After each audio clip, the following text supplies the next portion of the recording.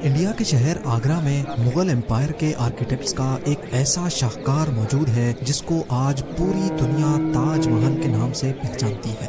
42 ایکڑ پر پھیلا دور سے ہی چمکتا ہوا یہ مقبرہ جہاں اپنے اندر خوبصورتی کے باغیچے سجائے ہوئے ہے، وہیں اس کے اوپر غم اور اداسی کے کئی بادل ابھی تک منڈلا رہے ہیں۔ زیم ٹی وی کی ویڈیوز میں ایک بار پھر سے خوش آمدید۔ ناظرین، لگ بھگ 400 سال پہلے بنائی جانے والی یہ خوبصورت بلڈنگ جہاں اپنے دور کی سب سے بڑی اور سب سے شاندار بلڈنگ ہوا کرتی تھی، وہیں آج اس کو دنیا کا 7واں عجوبہ بھی مانا جاتا ہے۔ اس عالیشان اسٹرکچر کو بنانے میں 20,000 مزدوروں نے دن رات خون پسینہ بہایا، اور وہ بھی 1 یا 2 سالوں تک نہیں بلکہ پورے 22 سالوں تک۔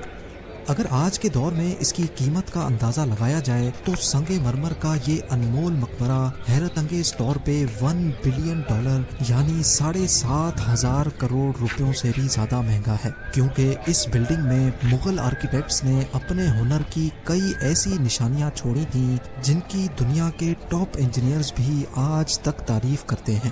اس بلڈنگ کو ایسے ڈیزائن کیا گیا کہ جب مین گیٹ کے پیچھے سے اس کو دیکھا جاتا ہے تو یہ کافی بڑی لگتی ہے، لیکن جیسے ہی مین گیٹ کی طرف بڑھا جاتا ہے تو آٹومیٹیکلی اس کا سائز چھوٹا ہوتا جاتا ہے۔ دماغ کو چکرا دینے والی یہ کوئی پہلی ٹرک نہیں تھی جو مغل آرکیٹیکٹس نے استعمال کی ہو۔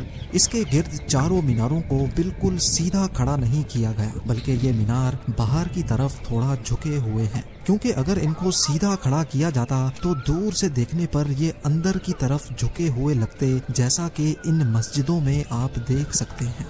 ان میناروں کو باہر کی طرف جھکانے کا ایک اور ریزن بھی تھا، اور وہ یہ تھا کہ خطرناک ارتھ کوئک کی صورت میں اگر یہ مینار گرے بھی تو یہ باہر کی طرف گر کر تاج محل پر ایک آنچ بھی نہ آنے دے۔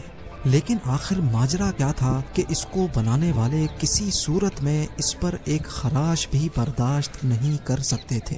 تاج محل کے وہ کون کون سے راز تھے جن کو 400 سال پہلے چھپانے کی کوشش کی گئی تھی، اور جب اس دور میں کنکریٹ یا اسٹیل ہی نہیں ہوا کرتا تھا تو آخر اس عالیشان مقبرے اور اس پر موجود 40 میٹر اونچے ڈوم کو کیسے بنایا گیا؟ یہ سب اور اس سے بھی زیادہ آپ جان سکیں گے آج کی اس اسپیشل ویڈیو میں۔ ناظرین، یہ معاملہ اسٹارٹ ہوا تھا سن 1607 میں، جب انڈیا اور پاکستان کے اس خطے میں مغل امپائر کا ہولڈ ہوا کرتا تھا۔ اس دن مغل شہنشاہ کا سب سے چھوٹا بیٹا شہاب الدین محمد خرم 15 سال کا ہو چکا تھا، اور اسی کی سیلیبریشن کے لیے آگرہ فورٹ میں ایک عالی شان پارٹی رکھی گئی تھی۔ خرم مغل شہنشاہ کو سب سے زیادہ عزیز تھا، اسی وجہ سے اس کے ہر جنم دن پر اس کو ہیرے جواہرات اور سونے سے تولا جاتا تھا، یعنی جتنا وزن شہزادے خرم کا ہوتا تھا اتنا ہی خزانہ اس کے نام کر دیا جاتا تھا۔ لیکن اس جنم دن پر کچھ اور بھی خاص ہونے والا تھا۔ مغل شہنشاہ نے شہزادے خرم کی شادی اپنے ایک وکیل کی بیٹی کے ساتھ کر دی جس کو ممتاز محل کے نام سے جانا جاتا ہے۔ ممتاز اور خرم کو پہلے دن ہی ایک دوسرے سے بے انتہا محبت ہو چکی تھی، اور اس وقت یہ کسی کو بھی معلوم نہیں تھا کہ اس محبت کا بول بالا ہمیشہ کے لیے رہنے والا ہے۔ اگلے 10 سالوں تک شہزادے نے کئی جنگیں لڑی اور ان میں بھرپور کامیابی بھی حاصل کی۔ اسی وجہ سے شہنشاہ نے خوش ہو کر ان کو شاہ جہاں کے لقب سے نوازا، جس کا مطلب ہے دنیا کا بادشاہ۔ شاہ جہاں کی ٹوٹل 6 بیویاں تھیں جو آگرہ فورٹ کے حرم میں ہی رہتی تھی۔ ان 6 میں سے شاہ جہاں سب سے زیادہ محبت ممتاز سے کرتے تھے، اور یہی وجہ تھی کہ ان کا زیادہ تر وقت ممتاز محل کے ساتھ ہی گزرتا تھا۔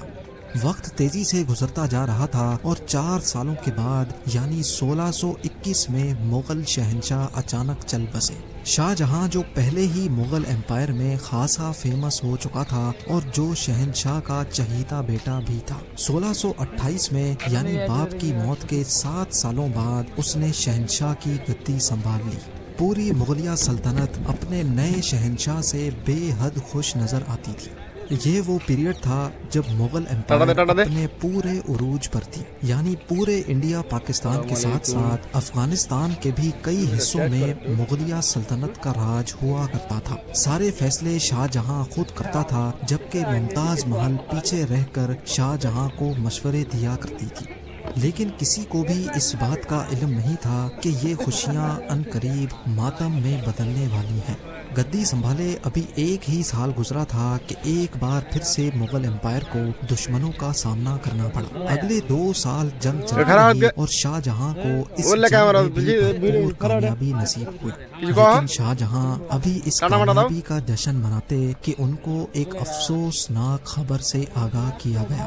ممتاز محل جو کہ شاہ جہاں کے چھوٹے بچے کو جنم دے رہی تھی، اس کی حالت بگڑ گئی اور 17 جون سن 1631 کو وہ نہ چاہتے ہوئے بھی اس دنیا سے چل بسی۔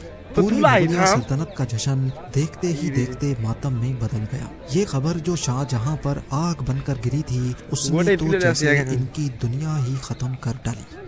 شاہ جہاں کی سب سے پہلی محبت اور ان کی سب سے عزیز بیوی ممتاز محل اس دنیا سے رخصت ہو چکی تھی۔ کہا جاتا ہے کہ اس غم کی پرچائی نے شاہ جہاں کو کالے اندھیروں میں دھکیل دیا تھا۔ اگلے 8 دنوں تک انہوں نے کچھ نہیں کھایا اور اگلے 2 سالوں تک نہ کوئی موسیقی سنی اور نہ ہی پرفیوم لگایا۔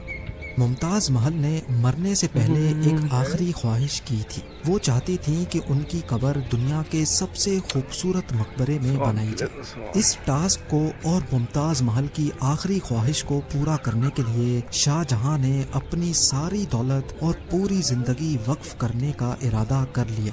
ممتاز کے گزرنے کے 6 ماہ بعد یعنی 1632 میں ہی تاج محل کی کنسٹرکشن کا کام شروع کر دیا گیا۔ قریب 20,000 سے بھی زیادہ مزدور، پتھر تراش اور کاریگروں کو پوری سلطنت سے اکٹھا کیا گیا۔ لشکروں کے لشکر شاہ جہاں کے حکم پر آگرہ بلوا لیے گئے تھے۔ کیونکہ ممتاز کی قبر یمنا ریور کے برابر میں موجود تھی، اسی وجہ سے اس جگہ پر دنیا کی سب سے خوبصورت بلڈنگ بنانا کافی مشکل ٹاسک تھا۔ ریور کے کنارے زمین کافی سافٹ ہوتی ہے اور اگر یہاں کھدائی کا کام کیا گیا تو پانی کا بہاؤ تاج محل کی فاؤنڈیشن کو بھی نقصان پہنچا سکتا تھا۔ اس مسئلے سے نمٹنے کے لیے مغل انجینئرز نے یہاں سب سے پہلے زمین کے اندر کئی کنویں کھدوانا شروع کیے۔ مزدور یہ کنویں تب تک کھودتے رہتے جب تک خشک زمین نظر نہ آ جاتی تھی۔ ان کنووں کو پتھروں اور گارے سے بھرا گیا اور پھر اس کے اوپر پتھروں کے بڑے بڑے کالمز کھڑے کیے گئے۔ اس سارے کام کو انجام دینے کے لیے مزدوروں کے ساتھ ساتھ ہاتھیوں کی ایک بہت بڑی فوج کو بھی استعمال کیا گیا۔ مغل انجینئرز کی یہ ٹرک کام کر چکی تھی اور اب ایک ایسی مضبوط فاؤنڈیشن تیار تھی جو نرم زمین پر بھی فولاد بن کر کھڑی تھی۔ فاؤنڈیشن کے بعد اب باری تھی ایک ایسے بلڈنگ ڈیزائن کی جو آج سے پہلے کسی نے بھی نہ دیکھا ہو، ایک ایسا ڈیزائن جو پچھلے سارے ریکارڈ توڑ ڈالے۔ تاج محل کے ڈیزائن کا آئیڈیا شاہ جہاں نے اپنے باپ دادا کے مقبروں سے لیا تھا۔ باپ کے مقبرے سے میناروں کا آئیڈیا لیا گیا، دادا کے مقبرے سے بلڈنگ کور کا آئیڈیا لیا اور اپنے انکل کے مقبرے سے ڈوم کا آئیڈیا لیا تھا۔ اور جب ان سب کو کمبائن کیا گیا تو ایک شاندار اور عالی شان ڈیزائن ابھر کر سامنے آیا۔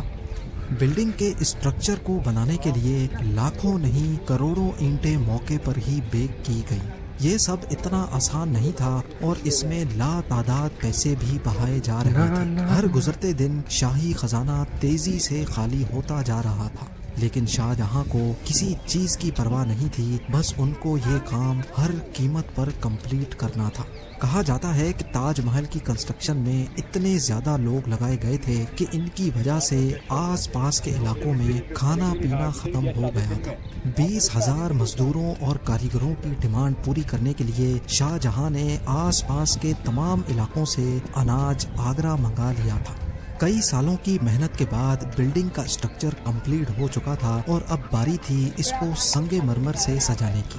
یہ سنگ مرمر آگرہ سے 400 کلومیٹر دور راجستھان سے منگایا جانا تھا، کیونکہ یہاں کا مکرانہ ماربل آج تک دنیا کا فائنسٹ ماربل مانا جاتا ہے۔ شاہ جہاں نے تاج محل کے لیے پورا مکرانہ ماربل ریزرو کر لیا تھا، یعنی جب تک تاج محل کی ڈیمانڈ پوری نہیں ہو پائے گی تب تک کسی کو بھی یہ ماربل خریدنے کی اجازت نہیں تھی۔ 1000 ہاتھیوں کی مدد سے ہزاروں ٹن وزنی ماربل راجستھان سے آگرہ منگایا گیا۔ تاج محل کا یہ خوبصورت ڈوم اتنا بڑا ہے کہ اس کا اندازہ صرف آنکھوں سے دیکھ کر ہی لگایا جا سکتا ہے۔ آج کل اس طرح کے ڈوم بڑی آسانی سے اسٹیل اسٹرکچر پر بنائے جا سکتے ہیں، لیکن 400 سال پہلے 40 میٹر اونچے ڈوم کو بنانے میں ان کے پاس صرف پتھروں کا ہی سہارا تھا۔ اس ڈوم کو بنانے میں مغل انجینئرز نے جو اسٹریس کیلکولیشن کی تھی اس کی آج کے انجینئرز بھی بہت تعریف کرتے ہیں۔ تاج محل کی فنیشنگ کے لیے اس کو پیٹرا ڈورا یا پرچن کاری سے ڈیکوریٹ کیا جانا تھا۔ پیٹرا ڈورا ایک ایسی کلاکاری کو کہا جاتا ہے جس میں قیمتی پتھر کو ماربل کے اندر تراش کر لگایا جاتا ہے۔ ماربل کو بڑی مہارت اور باریکی سے قیمتی پتھر کی شیپ کے حساب سے تراشا جاتا ہے اور پھر اس میں پتھر کو گلو کے ذریعے چپکایا جاتا ہے۔ تاج محل پر استعمال ہونے والی گلو کوئی عام گلو نہیں تھی۔